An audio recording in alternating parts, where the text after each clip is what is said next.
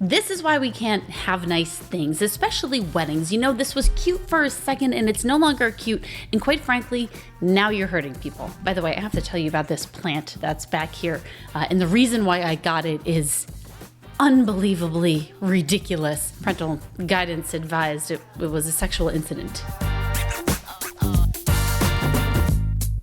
Let's get to what we're talking about here, pop-up weddings. Now, I'm a wedding photographer. I've been in the wedding world for like 20 years. I've got this YouTube video. There's weddings, there's portraits, tons of education. I do hope you stick around, check out some stuff, maybe become a photo insider. I've seen a lot of things. My point is I've seen a lot of things when it comes to the wedding world, and this was cute for a second. It was pop-up weddings. Okay, so here's what it is. Pop-up weddings. You decide to get married, and it's almost like a form of elopement, I guess, would be the best way to describe it. You get married, you invite a handful of people, and instead of doing some massive wedding party, which to each their own, you just literally pop up with all of the crap that you want at your wedding, you put it down, you get married, and you're out of there within like 20 minutes of ever setting foot in the place. So think like your friends and family, like they all bring their own chairs, or maybe you have a bridal party and they all have hands full of flowers and they throw them all over this beautiful park, and that's where you walk down the aisle, and then you just get married right there in front of everybody. You don't tell anyone except the friends and family that you want there. You certainly don't tell the place that you're going, and that's where the problem started.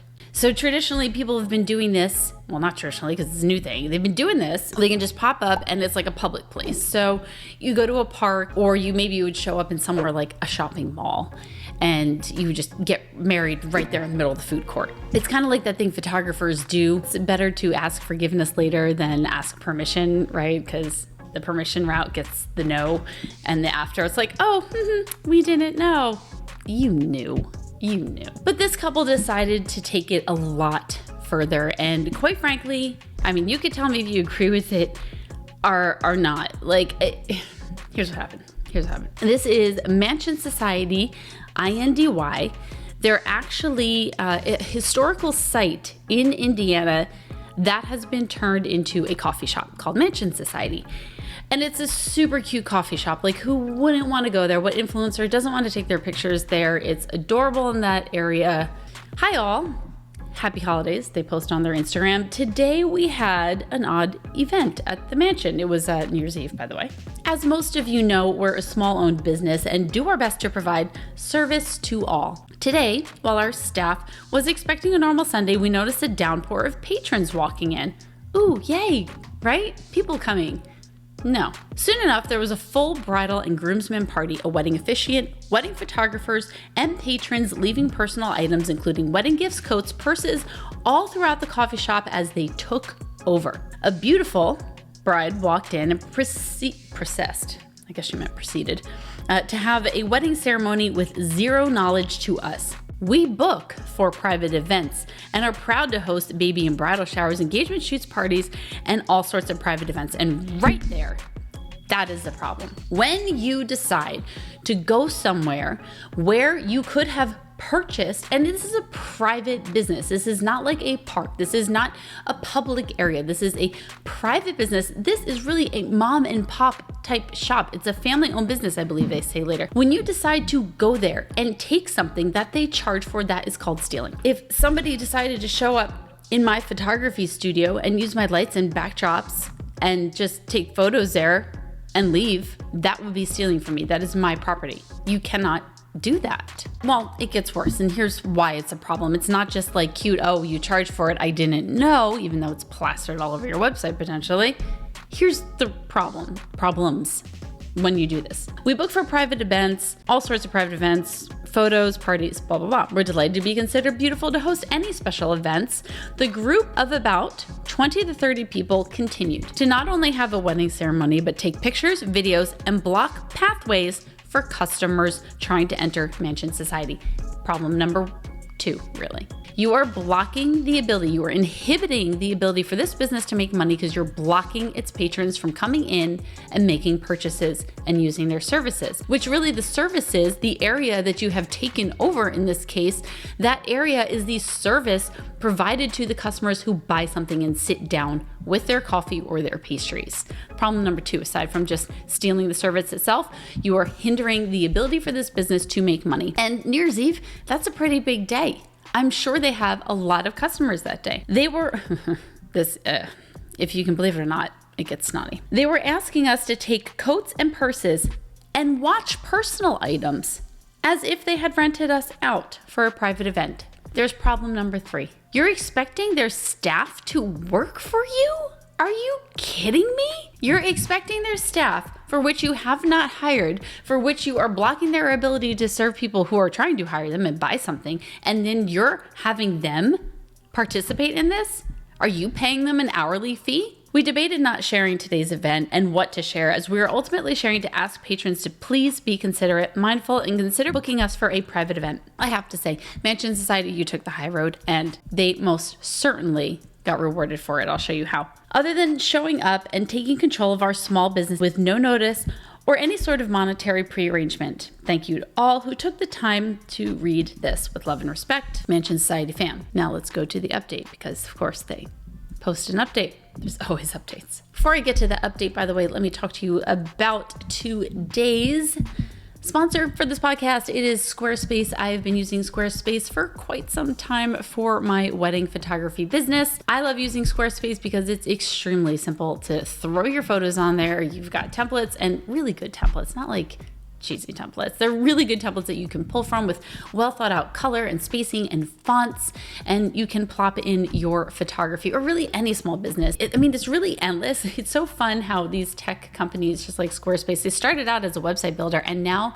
they just can harness your entire business in one spot, and it's awesome. Squarespace, you can grab them for a 10% discount with the link below in the description, and I do hope you check them out. Honestly, they've been around forever. They're a solid company. The support is there, the quality is there, and it's so easy to use. It takes zero learning curve, and that's huge for me, especially since it has e-commerce, being able to sell digital goods, and it has calendars in there. It's endless. You have to check it out. Anyway, thank you so much to Squarespace for letting me rant like this and helping me put food on my table while I do it. Let's get to this update, and then I promise I'm telling you the story of this. This is just the icing on the cake. Hello again. We have an update. We'd like to update you on our pop-up wedding saga. It has been an overwhelming couple of days, and we want to thank you for all of your support, kind words, reassurance. We are in the right, and even a GoFundMe that has entered the group chat. Bravo internet that you see this, you show up for this mom and pop style shop, this small business, and you support them. I just love that. Now let me tell you, that was not the case for the couple who saw all this. Yes, the post has reached the bridal party in question, the bride to be specific, and she reached out via email offering a $200 donation. Yes, by the way, the emails are forthcoming. We have sent a full reply, and in full transparency, we will be posting a response. A clip of the wedding taking place, something we chose to exempt from our original post out of respect, but given the lack of accountability from the party, here it is. So if you swipe through Mansion Society Indie, you can actually see the event taking place and see how they really did take over everywhere. So I'm not posting it out of respect either. I'm just here to tell the story because it's a good story, and it's, why we can't have nice things. If you want to have a pop-up wedding, please be considerate of this. Anyway, while we wait for a payment from the bride to hopefully leave this in the past, an invoice has been sent. Although we're not expecting any sort of compensation from them, they don't see themselves in the wrong in this situation. We'd also like to mention that the leasing manager of Central State and many other buildings, including the 1899 building venue, so remember this is a historic site, is working with us because they did not get an approval to do a photo shoot in the building with no consent or permit. So on on top of disrupting this business, the permit that they should have gotten goes back to the historical society. This is not just the business. This is a place of history that there are rules around. Now, to answer most of the questions, why don't we stop it? Why don't we ask them to leave immediately? It's normal for us to have wedding guests during the weekends. 1899 is next door, the wedding venue that belongs to Central State, and it's very common for us to serve a latte before or after their ceremony. The wedding guests came in, 15-minute timeline, sat down. We figured they were waiting for their entire group before getting up to order. Bride walked in, and immediately, the ceremony began. We were taking orders, slinging drinks, and couldn't stop a wedding ceremony midway. The social media backlash could have been cancel-worthy if spun the right way. Our shock froze us in the moment. In the email response to the bride, we break down what her wedding party did. So here's the email. I'm the co-owner of the coffee shop. I sat down with my partner and our staff, and we are all in agreement, including the building manager for the leasing company. You took control without prior notice to have your wedding here for more than an hour. The person that tried to make a reservation for a table of 6 to sign some documents was with the building manager, to which he told us, but we don't make reservations and we don't do private events that obviously have a cost. When both you and your group arrived, they asked about the reservation, to which the barista on duty answered that we do not make reservations, but you could have a seat at the long table and come up and order, and we bring everything out. Without asking consideration and zero care, you proceeded to have a wedding at a coffee shop with a group of at least 20 people. And here's where it gets even worse. Moving sofas, chairs, coffee tables, end tables, cushions, etc., and leaving it there for the staff to return to its place. Didn't your mother ever tell you to clean up after yourself? Didn't she make you clean up your things? Didn't she make you look back at a room after you left it, push in your chair at the dinner table? What the heck? That is not okay. You are not children. You are adults. How do you not clean up after yourself, and especially in a public place, in a privately owned business that you paid $0 to enter? That pissed me off. That's not okay. What a position to put that staff in. That's so awkward for them. That's so inconsiderate and disrespectful. We don't need a donation of $200. We need you to pay the fee to use a place that you did not previously hire for a wedding ceremony, or at least ask if it's okay. Our normal rate for a weekend rental is $500, and we look forward to receiving the payment as soon as possible. Since for more than 20 minutes, you and your party interrupted the entrance to our building, blocking customers with your photo shoot at the main door. You ready for this? Just like when they entered the cafe and the line of customers. So this is separate. So first they go have the wedding ceremony, cause a ruckus, leave a mess, order around the staff, and prevent people from buying anything. Then they proceed to go to the entrance of the building, blocking customers with the photo shoot at the main door. So they go to take pictures after this.